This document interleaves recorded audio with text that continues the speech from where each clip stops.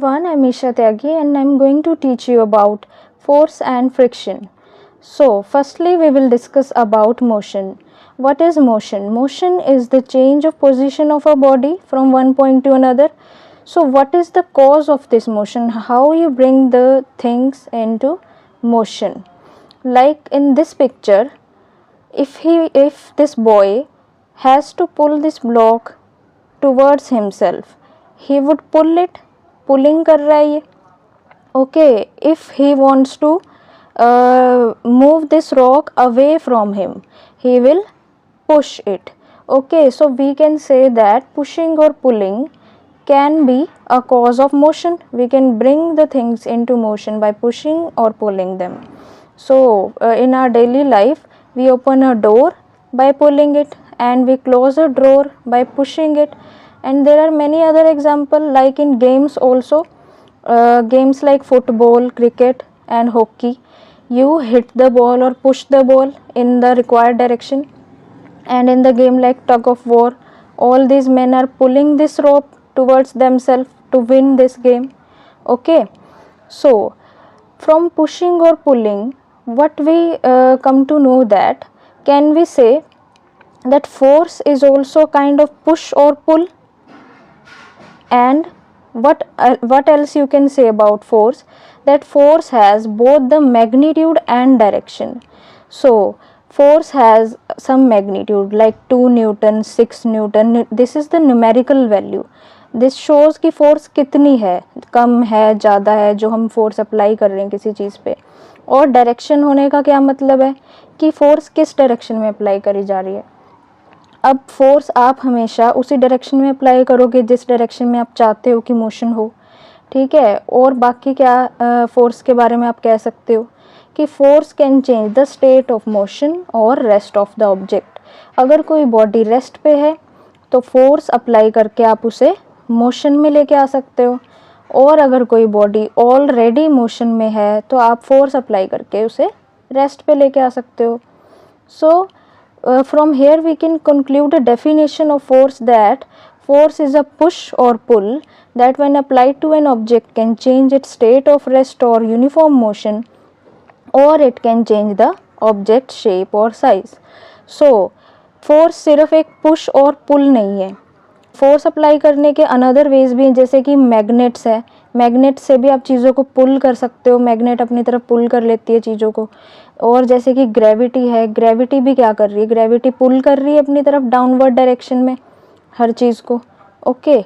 और similarly friction है, friction कब एक्ट करती है, जब आप एक सरफेस के साथ कांटेक्ट में होकर मूव कर रहे हो इन सम डायरेक्शन, तो उस सरफेस के और आपके कांटेक्ट के होने के कारण फ्रिक्शन जनरेट होती है. और फ्रिक्शन किस डायरेक्शन में होती है, in opposite direction of your motion.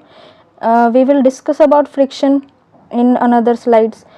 और एक्सेलरेशन है, अगर हमें एक्सेलरेट करना है तो we will apply force in backward direction with our feets and then we will move in forward direction. So इसके लिए भी फोर्स रिक्वायर्ड है. ठीक है. और मैथमेटिकली हम फोर्स को कैसे रिप्रेजेंट करते हैं, जैसे कि हमारे डिस्कशन से हमें पता ही चल रहा है कि हम क्या कर रहे हैं, किसी भी पर्टिकुलर मास को, हर बॉडी का एक मास होता है, let us say mass of this wooden block is m, इसे हम एक्सेलरेट कर रहे हैं with some acceleration a. So when you apply force, some mass m can be accelerated in direction of applied force, and let us say that this value of this acceleration is a. So force is directly proportional to this mass and directly proportional to this acceleration. So force is equal to mass into acceleration. ठीक है. ये तो formula है force का simple. उसके बाद effects of force क्या है. By applying the force we can change the state of rest और मोशन. अगर कोई चीज़ ऑलरेडी रेस्ट पे है तो हम उसे मोशन में लेके आ सकते हैं, और अगर मोशन में है तो हम उसे स्टॉप भी कर सकते हैं, रेस्ट पे भी ला सकते हैं.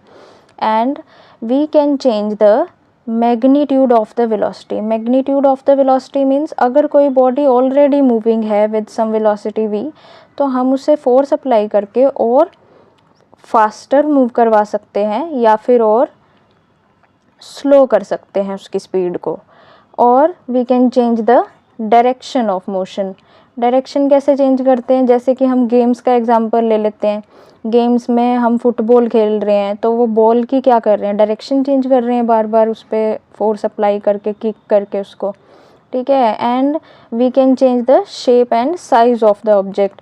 शेप एंड साइज कैसे, फॉर एग्जांपल आप क्ले से कुछ बना रहे हो तो स्फेरिकल शेप दे सकते हो आप उसे बाय अप्लाइंग फोर्स, एंड उसे क्यूब की शेप दे सकते हो, और भी जो चाहे वो शेप आप उसे दे सकते हो। और एक एग्जांपल स्प्रिंग का है, जैसे कि स्प्रिंग को अगर हम दोनों तरफ से इस डायरेक्शन में कंप्रेस करेंगे तो इसका साइज़ क्या हो जाएगा, डिक्रीज़ हो जाएगा। अगर हम इसे दोनों डायरेक्शन से खींचेंगे तो साइज़ इंक्रीज हो जाएगा। तो bye applying the force you can change the shape and size of the body. Okay, now अब हम ऐसा केस लेते हैं जिसमें फोर्स कई डायरेक्शन से लग रही है, या फिर एक फोर्स नहीं लग रही, there are number of force at the same point. यहाँ पे पॉइंट जो है ये है हमारा, ठीक है, ये पॉइंट सेंटर में है। अगर ये पॉइंट सेंटर में है और अब ये गेम खेल रहे हैं टग ऑफ वॉर, तो ये टीम ए है, टीम बी है, ये दोनों इसे विद सम फोर्स खींच रहे हैं, दोनों टीम्स जीतना चाहती हैं। तो जब आप सपोज कीजिए कि ये वाली टीम 5 न्यूटन फोर्स लगा रही है और ये वाली टीम भी 5 न्यूटन की फोर्स अप्लाई कर रही है, दोनों की फोर्सेस इक्वल हैं, तो क्या ये रोप मूव करेगी? किसी भी टीम की तरफ ये रोप नहीं मूव करेगी, क्योंकि दोनों तरफ इक्वल फोर्स है और कोई टीम नहीं जीतेगी, ठीक है, ना तो ए टीम जीतेगी और ना ही बी। ओके, सो ऐसे केस को जब फोर्स दोनों तरफ से सेम है, इक्वल एंड ऑपोजिट है, तो चीज़ मूव नहीं करती है, रेस्ट पे ही रहती है, और ऐसी फोर्स को हम क्या बोलते हैं, बैलेंस्ड फोर्स। ओके, अगर किसी भी एक टीम को जीतना है, लेट अस से ए टीम जीत रही है, ए टीम अपनी फोर्स इंक्रीज कर रही है, लेट अस से अभी ये 6 न्यूटन फोर्स लगा रहे हैं और बी टीम अभी भी 5 न्यूटन ही फोर्स अप्लाई कर रही है। फिर ए टीम धीरे धीरे फोर्स अपनी बढ़ा रही है, 8 न्यूटन तक वो फोर्स लगा रहे हैं, तो ऑब्वियसली ए टीम जीत जाएगी। ये जो रोप है वो इस डायरेक्शन में मूव करेगी। तो जब फोर्सेस दोनों डायरेक्शन से अनइक्वल हो जाती हैं तो ऐसी फोर्स को हम बोलते हैं अनबैलेंस्ड फोर्स। सो यहाँ से हम ये भी कंक्लूड कर सकते हैं कि अनबैलेंस्ड फोर्स जब लगती है तभी चीज़ें मूव करती है। जब बैलेंस्ड फोर्स लगती है तब कोई चीज़ अपनी जगह से मूव नहीं करती, वो इक्विलिब्रियम स्टेट में रहती है, ठीक है। अगर अनबैलेंस्ड फोर्स लग रही है तो चीज़ जो है, ऑब्जेक्ट है, वो मूव करेगा in the direction of greater force. जहाँ पर फोर्स ज़्यादा लग रही है उसी डायरेक्शन में वो मूव करेगा, ठीक है। तो इसे ही, ये जो हमने ग्रेटर फोर्स लग रही है, ये सब हमने इससे हम एक मैग्नीट्यूड भी निकाल सकते हैं। अब यहाँ पे हम मैग्नीट्यूड अगर नेट फोर्स निकाल लेंगे तो वो क्या होगा, 8 न्यूटन में से आप माइनस कर दोगे 5 न्यूटन, तो वो मैग्नीट्यूड आएगा 3 न्यूटन। तो हम क्या कहेंगे कि 3 न्यूटन फोर्स क्या है यहाँ पर इस तरफ ज़्यादा है, तो 3 न्यूटन की फोर्स के साथ ये वाली रोप इधर को मूव करेगी। तो इस आंसर को जो हमारा 3 न्यूटन आया है, इसे ही हम बोलते हैं नेट फोर्स और resultant force. As a result we get this force, so we can say that net और resultant force is the resultant of all the forces acting on a body. Similarly इस figure में अब ये block है, इसके ऊपर force लग रही है, 3 फोर्सेस लग रही हैं, F1, F2 and F3। So F1 की वैल्यू यहाँ पे 5 न्यूटन है, F2 की भी 5 न्यूटन है एंड F3 की है 7 न्यूटन। सो हम क्या करते हैं, एक डायरेक्शन ले लेते हैं पर्टिकुलर, इस डायरेक्शन में हम सभी फोर्सेस को पॉजिटिव लेंगे और इससे जो अपोजिट है उन्हें हम नेगेटिव लेंगे। तो नेट फोर्स क्या आएगी इस केस में, हमें सिंपली क्या करना है, जो हमने डायरेक्शन सेलेक्ट करी है उस डायरेक्शन में पॉजिटिव लेना है। तो 5 Newton plus 5 Newton and 7 Newton opposite direction में है तो उसे हम माइनस कर देंगे, ठीक है। तो यहाँ पर क्या आएगा answer, 10 Newton minus 7 Newton. Okay, तो नेट फोर्स और resultant force will be 3 Newton in this case, जो कि यहाँ पे शो किया ही हुआ है, 3 न्यूटन आंसर आएगा हमारा। ठीक है, तो ऐसे रिजल्टेंट फोर्स लगाते हैं। अब हम डिस्कस करेंगे about friction, that is opposite to the force applied. So इसके लिए डेली लाइफ में क्या एग्जांपल है, जैसे कि हमने अभी बोला कि हम फोर्स अप्लाई करेंगे तो चीज़ मूव करेगी इन सम डायरेक्शन, बट कभी कभी ऐसा भी तो होता है कि आप फोर्स अप्लाई करते जाते हो लेकिन बॉडी मूव नहीं करती। अब ये पर्सन इसे पुल करे जा रहा है लेकिन इट इज़ वेरी हैवी मास, ये मूव ही नहीं कर रहा। तो ये मूव क्यों नहीं कर रहा? क्योंकि it is in contact with this surface, and surface जब भी कोई बॉडी कॉन्टैक्ट में होती है सरफेस के, तो सरफेस क्या देता है, एक फ्रिक्शनल फोर्स जनरेट होती है। यहाँ पे फ्रिक्शनल फोर्स एक्ट करती है opposite to the applied force. तो यहाँ पे क्या हो रहा है कि यहाँ पे ये जो बॉडी है वो रेस्ट पे है, और रेस्ट पे किसी भी मास को मूव करवाया जा रहा है, फ्रिक्शन फोर्स लग रही है। तो ऐसे फ्रिक्शनल फोर्स को हम बोलते हैं स्टैटिक फ्रिक्शन। तो मूव करवाने के लिए जो ऑब्स्टेकल की तरह एक्ट कर रही है यहाँ पे फोर्स, वो है स्टैटिक फ्रिक्शन। अगर ये स्टैटिक फ्रिक्शन है, इसका मैग्नीट्यूड है मान लो 12 न्यूटन। सो अगर इसे यहाँ से मूव करवाना है, तो जब तक ये पर्सन 12 न्यूटन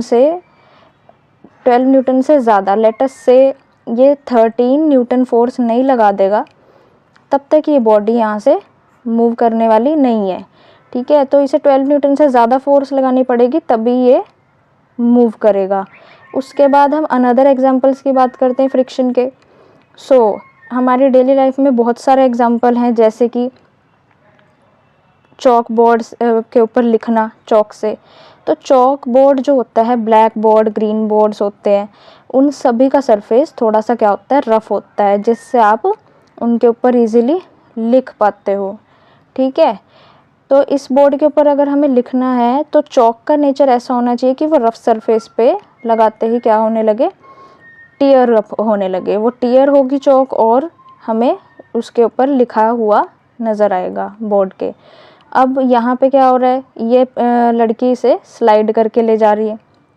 ठीक है, तो यहाँ पर भी सरफेस एक फ्रिक्शन प्रोवाइड कर रहा है, और मैचेस स्टिक बर्न करने के लिए जो हम यूज़ करते हैं, उसे लाइट अप करने के लिए हम क्या करते हैं, उसे मैच बॉक्स के इस रफ सरफेस पे रब करते हैं। तो फ्रिक्शन की वजह से जो हीट जनरेट होती है, उसकी वजह से जो मैचेस स्टिक होती है लाइट अप हो जाती है। और लिखने के लिए, राइटिंग के लिए भी हम क्या करते हैं, जो हमारा पेपर होता है वो थोड़ा रफ होता है, और उसके ऊपर हम पेंसिल से जब लिखते हैं तो due to friction we can write. And now इस टेबल के ऊपर ये बुक पड़ी है, अगर आपको इसको स्लाइड करना है आगे पीछे, ठीक है, उसमें भी आपको थोड़ी सी फोर्स अप्लाई करनी पड़ती है। तो ये फोर्स इसीलिए अप्लाई करनी पड़ रही है हर जगह हमें, क्योंकि there is a force already there, उसके अगेंस्ट हम काम कर रहे हैं। वो जो ऑलरेडी फोर्स है वो फ्रिक्शन है। तो इन सभी एग्जांपल्स में जो फ्रिक्शन है वो है स्लाइडिंग फ्रिक्शन। यहाँ पे हम बॉडी को क्या कर रहे हैं, स्लाइड कर रहे हैं। ठीक है, तो there are many other examples of friction. This is another example. इसमें क्या हो रहा है, यहाँ पे रोड पे टायर रोल हो रहा है, तो ये रोलिंग फ्रिक्शन है। अब जो रोड्स होती है वो भी थोड़ी सी रफ होती हैं। अगर रोड बिल्कुल स्मूथ हो या बारिश के कारण फ्रिक्शन ना हो तो क्या होगा, टायर रोल नहीं कर पाएगा इजीली, टायर स्लिप करेगा। ठीक है, तो टायर इजीली रोड के ऊपर रोल करे तो थोड़ा सा वहाँ पे फ्रिक्शन होना बहुत ज़रूरी है। और rolling friction is always lesser than the sliding और स्टैटिक फ्रिक्शन। ठीक है, तो रोलिंग इसीलिए चीज़ों को रोल करना इजी होता है। जैसे कि आपके सूटकेस होते हैं, तो सूटकेस को अगर आप वैसे ही स्लाइड करके लेके जाओगे बिना टायर्स के, तो क्या होगा, वो सारा टीयर अप हो जाएगा और हैवी भी लगेगा बहुत। ठीक है, लेकिन अगर उसके नीचे हम टायर लगा देते हैं फिर उसे रोल करते हुए लेके जाते हैं, तो उसे लेके जाना बहुत ईजी है, कम फोर्स अप्लाई करनी पड़ती है, कोई बच्चा भी आराम से उसे रोल करके ले जा सकता है। और कौन सी फ्रिक्शन होती है, और होती है हमारी fluid friction. Air and water, air and water both are the fluids. Okay, so air also provides some resistance in our motion, like when a bicycle rider ride a bicycle, he feels air as a resistance or obstacle in its path. So when a swimmer swim, water also act as an obstacle in its path. So fluid also provide a friction in motion, which is called fluid friction. So these are all the different types of frictions.